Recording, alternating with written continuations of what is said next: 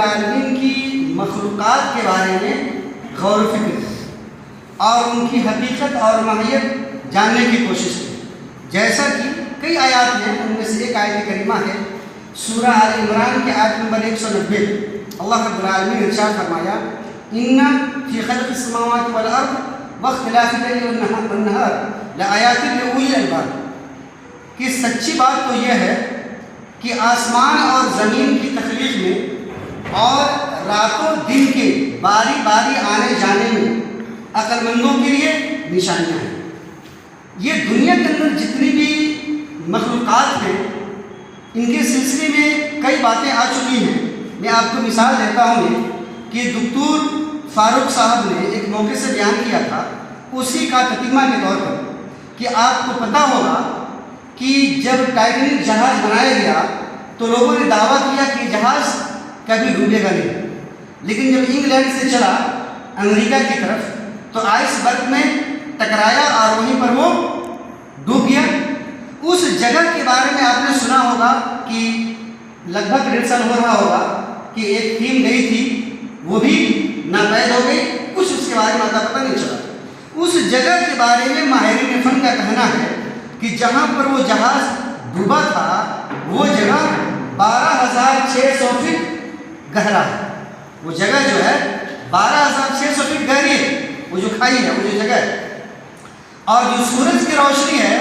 سمندر میں 660 فٹ تک جا سکتی ہے سورج کی روشنی۔ آپ ذرا غور کیجئے کہ 660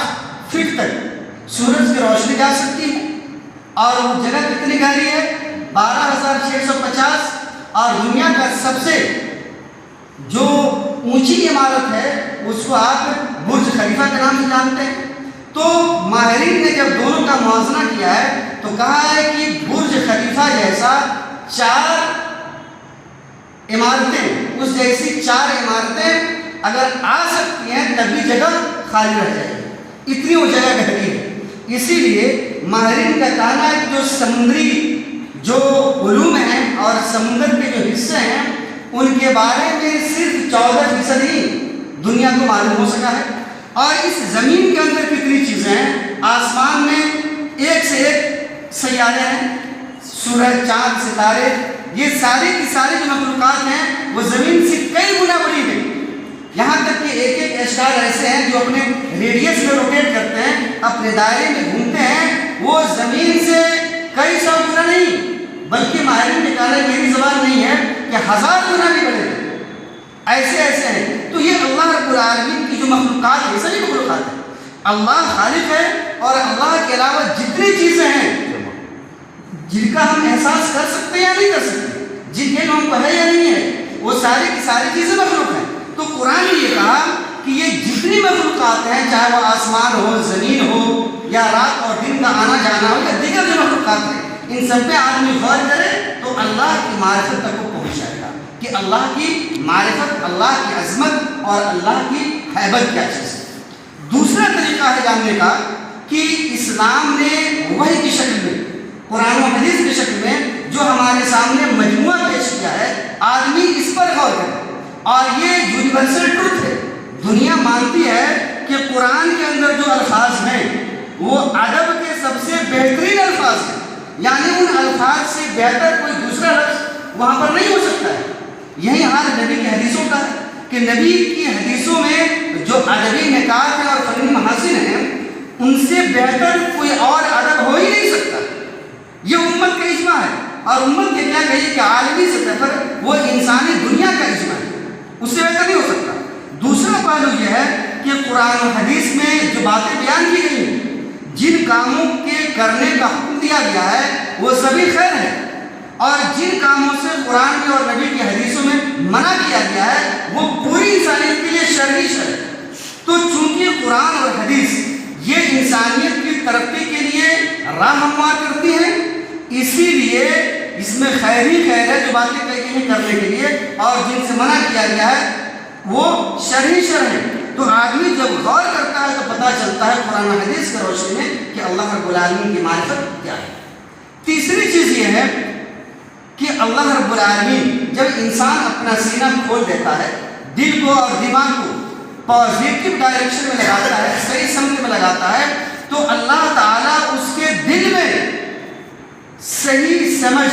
ڈال دیتا ہے، جس کی وجہ سے وہ اللہ کو سمجھتا ہے، اللہ کی معرفت حاصل کر لیتا ہے۔ اس کی سب سے بڑی حدیث مثال وہ حدیث جبریل ہے، صحیح بخاری کتاب الایمان میں ہے حدیث نمبر 50 پر، اور صحیح مسلم میں بھی کتاب الایمان میں حدیث نمبر 9 پر، بڑی پیاری حدیث ہے۔ اس میں ایک جملہ ہے کہ جب جبریل علیہ الصلوۃ والتسلیم نے نبی کریم صلی اللہ علیہ وسلم سے پوچھا تھا کہ مل احسان کیا ہے، تو اس موقع سے نبی کریم صلی اللہ علیہ وسلم نے جواب دیا تھا کہ ان تعبد اللہ کأنک تراہ فإن لم تکن تراہ فإنہ یراک، آپ اللہ کی عبادت اس طریقے سے کریں کہ گویا اللہ کو دیکھ رہے ہوں۔ کیا مطلب ہوا؟ جب آپ قرآن پڑھیں گے، اگر ان پہ غور کریں گے اور آپ سے جو گناہ ہوئے ہیں ان کا آپ جائزہ لیں گے، تو ایسی رقت طاری ہوگی، اور جب آپ سمجھیں گے کہ اللہ ہی وہ ذات ہے جس کی یہاں پناہ مل سکتی ہے، اللہ ہی وہ ہستی ہے جو ہمارے گناہوں کو معاف کر سکتی ہے، تو آپ کو ایسا لگے گا کہ اس اللہ سے زیادہ رحم رحیم کوئی ہو ہی نہیں سکتا، اس جیسا کیا اس کی عشر عشیر میں بھی کوئی گناہوں کو معاف کرنے والا ہو نہیں سکتا۔ تو اس حالت میں جو آپ کی کیفیت پیدا ہوگی تو ایسا لگے گا کہ آپ اللہ کو دیکھ رہے ہیں۔ اور کیا فرمایا؟ فَإِن لَمْ يَكُن تَرَاهُ فَإِنَّهُ يَرَاكَ، اگر یہ کیفیت نہ ہو تو آپ یہ سمجھیں کہ اللہ تو آپ کو دیکھ ہی رہا ہے۔